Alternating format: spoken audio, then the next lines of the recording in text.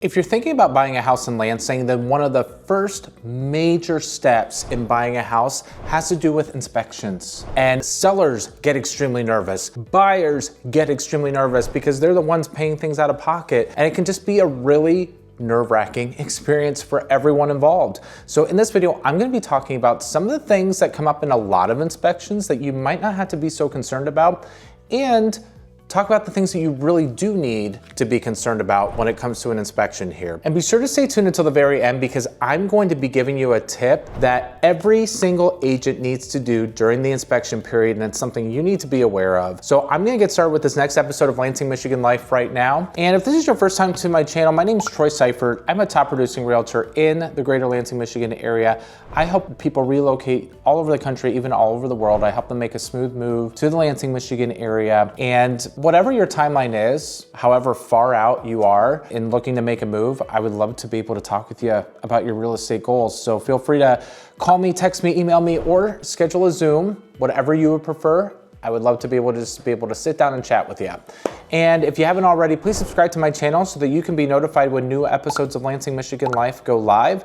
We have new episodes going live once or twice a week. You're not gonna wanna miss them. Feel free to browse my library. I have over 100 videos talking about all the different suburbs and all the things to know about making a smooth move to Lansing, Michigan. So you're definitely gonna wanna check it out. So a huge step in the home buying process has to do with inspections. You could be a first-time home buyer. You could be somebody who's been buying homes forever. This could be your 5th or 6th home buying transaction. And you could tell me stories, horror stories about buying a home with inspections, okay? And so I'm gonna be talking with you about things that tend to come up a lot, and some things that you need to be aware of, things you need to look for when you're looking for a home here in the Lansing, Michigan area. And something for you to be aware of in Lansing if you are going to be doing an inspection. It typically comes at buyer cost, even if you have a VA loan, because in some areas they do require that the seller pays for a pest inspection. That's not the case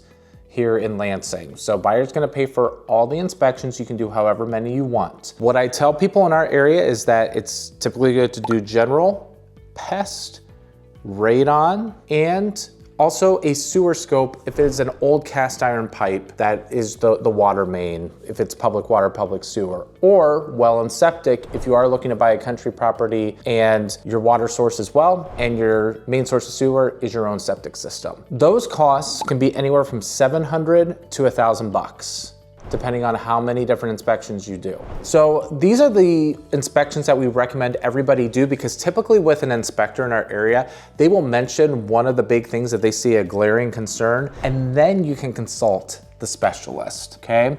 So that is something to definitely be aware of, because people say, well, how many different inspections do I need to have? I mean, there's a whole laundry list of inspections that you could do, but the main ones I just listed, the general, pest, radon, sewer scope, well septic, like those 5 are gonna be the most common, and they're gonna cost you $700 to $1,000. The other thing you need to remember is this, especially if you're a first-time home buyer, inspectors are trying to prevent any liability that falls on them. They don't want to get sued. So their job is to be able to pick a house apart, because if they miss something, then that falls back on them. And then you as the buyer could say, hey, you didn't point this out. And they don't want any sort of lawsuit to fall back on them. So just be aware, inspectors, they're there to pick that house apart.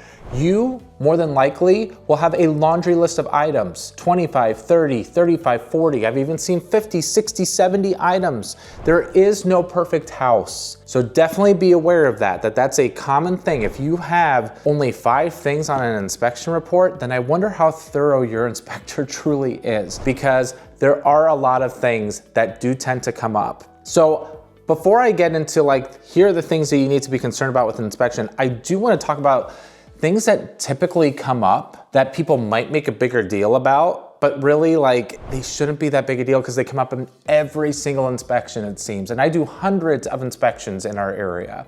So this is just something for you to be aware of in Lansing. The first thing that typically comes up in about 99% of inspections has to do with the grading. And they talk about the inspector will say the grading seems to be flowing to the house, and so you need to adjust the grading to have water penetration go away from the house. And I'm telling you, like, grading, just because of weather, because of things that happen with the elements out there, it's going to adjust all the time. And so you're never going to find a house that has perfect grading. And what happens is somebody gets an inspection report, they see gradings on there, they look and they research how much is grading gonna cost. It could be tens of thousands of dollars, you know, and people make a bigger deal out of it. And I'm telling you, grading comes up in almost every single inspection. And it's something that, you know, unless water is sloping right to your house, okay, it's something that you typically don't need to be worried about.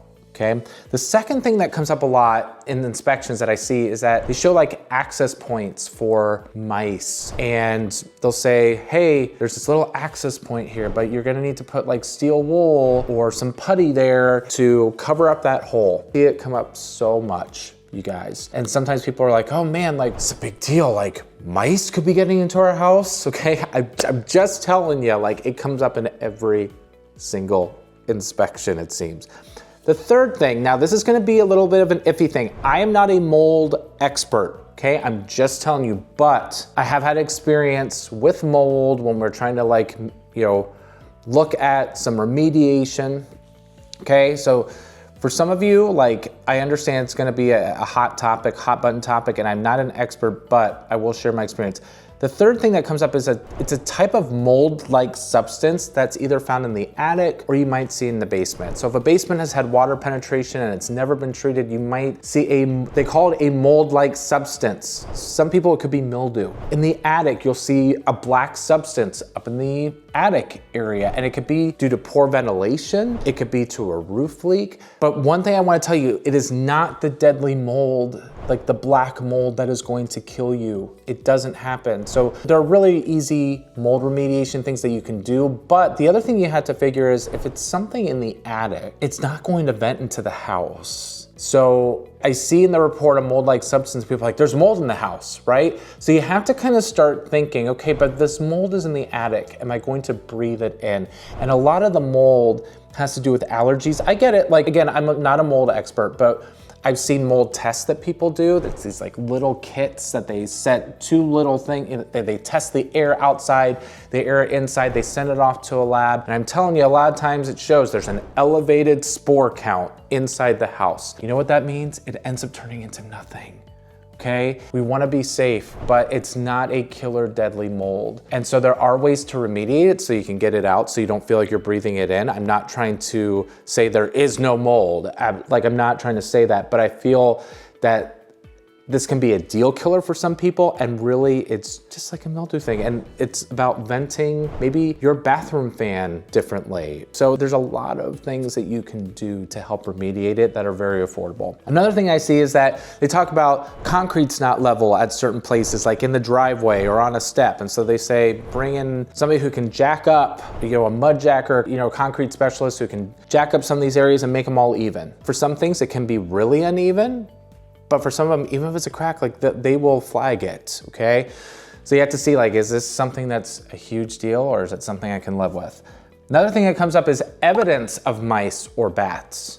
Evidence of mice, it could be one mouse, it could be 3 mice. So this is what I will tell you, okay? Like mice, bats, they could be anywhere in your home and you don't realize it. But if it's like just 1 or 2 and there's evidence of mouse droppings, what you're looking for is anything that is active at that moment. And there are things that you can do to help prevent mice coming in, or even bats. There's like a little door that you can use for them to be able to go out and not ever come back in. Seals that you can do around the roof. So that is something that can come up a lot, but it's not something to be like alarmed about of like, hey, I gotta walk away. Another thing can be minor or hairline cracks found in the foundation walls, and especially these hairline cracks. If it's a poured wall foundation, which you find in a lot of newer homes, you'll see hairline cracks, and it's just settlement for some of these. And they have to point it out, but it doesn't mean that your house is crumbling or falling apart. And another thing that comes up is that they say in the report something is at or near the end of life. Your roof could be, your furnace, your AC, but as long as it's working,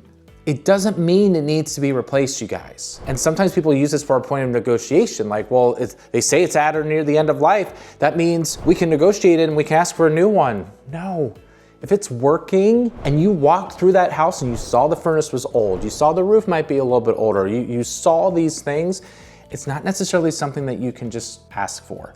Maybe, and here's a tip, maybe ask for a home warranty for a year or two to make sure that this stuff doesn't shut down on you. Because I get it, as a buyer, you don't want to walk into something and then all of a sudden everything starts breaking down. You definitely don't want that. I totally get it. So I just got done with like the things that come up in a majority of inspections, right? And I'm gonna get into the things that you should be concerned about. But the things that you should be concerned about, there's one thing that you need to remember, is that an agent should be able to help protect you from some of these major things. They should be able to see it from the naked eye. There are some things you just can't see. But if you have a good agent who's been in a lot of homes who can point out these things, they can help prevent you from spending $700, $800, $900 on inspection. Then like the deal falls apart, and now you gotta do another inspection. You gotta spend more money on something. So it is valuable for you to have another agent who is in your corner, who can help you out. I know I do that for my clients all the time. The things that matter in an inspection report that you need to be concerned about is your roof. That is a huge thing. So number one, the roof. And the thing that you need to remember about your roof is that if the report says that it needs to be immediately replaced, that is something up for negotiation. Or if your inspector gets into the attic and they see wet spots, they'll take a moisture meter. Like if they see something actively happening, that's a point for negotiation as well, because you might not have seen that during the showing, that there was an active leak in the attic. So those are things, that's something that definitely matters. Another thing that you should watch for in an inspection is water in the basement. I know it's like duh, right? But you should be able to see, you know, in the disclosures, have they had any water in the basement? No, okay? But like if it's a rainy day like we've had the last week or two, some people have had water in the basement for the very first time. Does it need a waterproofing system? Was it downspouts? Was it gutters? Like what happened with it? Because a lot of things for waterproofing can be prevented by downspouts and gutters, like downspout extensions. So, you know, what's the deal that's happening? Because you bring somebody in who's a waterproofing specialist and they're a salesperson, they're going to quote you what you should get, and you're kind of like, hey, do I really need this? Or are they just trying to upsell me? So water in the basement, something you need to be aware of. In older homes, a lot of times you'll find seepage in there. Is it something you should be alarmed about? It's an older home. Like it's something where you have to kind of see that like this is something that can happen, and sometimes you have to be okay with that. And a lot of times in disclosures, people will say that there's seepage during heavy rains that happens, like puddles. You know, it's not like an inch or two of water. The next thing that you have to be concerned about in inspections is that the foundation, it's like uneven, caving in, there's a bowed wall. And there are certain systems that you can use, like carbon fiber straps on a wall if something is bowing in. There are certain basement foundation specialists that can come in and, you know, jack certain things up to make sure everything's okay. That can be a lot of money. So if they talk about something with a foundation that you need to potentially look at or get a foundation specialist, then that is something that you definitely need to look into because it could be a huge money item.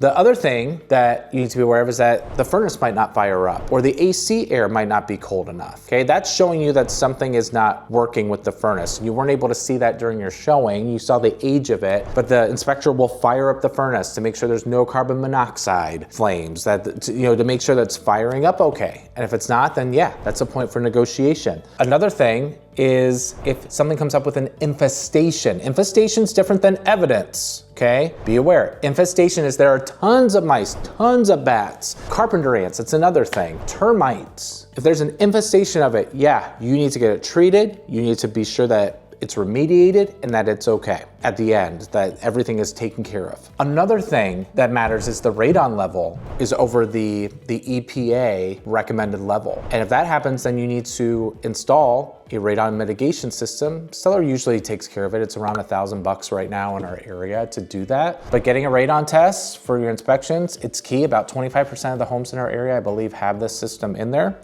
So something that matters. Another thing has to do with the sewer scope. When you have a sewer scope that's happening, you're looking for any root intrusion to see if you have to clean out that sewer pipe or if there is a collapsed line, because that collapsed line could cost you almost up to like $10,000 out to the street.